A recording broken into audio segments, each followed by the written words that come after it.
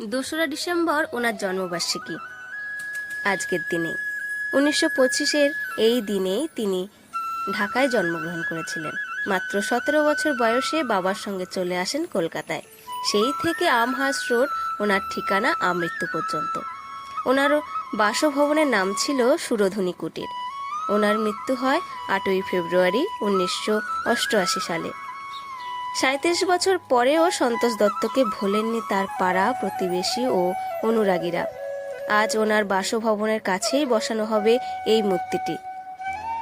1958 পরশপাথর ছবিতে ছোট্ট চরিত্র করার পর থেকেই সত্যজিৎ রায়ের প্রিয় শিল্পী হয়ে ওঠেন তিনি। 1961-তে 3 কন্যার সমাপ্তি। সত্যজিৎ রায়ের 8টা ছবিতে তিনি অভিনয় করেন। গুপি গাইন, বাঘা বাইন, হীরক রাজার দেশে তিনি অনবদ্য।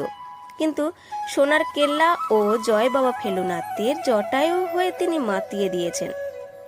এছাড়াও ওগো বধূ সুন্দরী, গোপাল ভাঁড় প্রত্যেক ছবিতেই তিনি দর্শকদের মনে জায়গা করে নিয়েছেন। আপনাকে শতকোটি প্রণাম।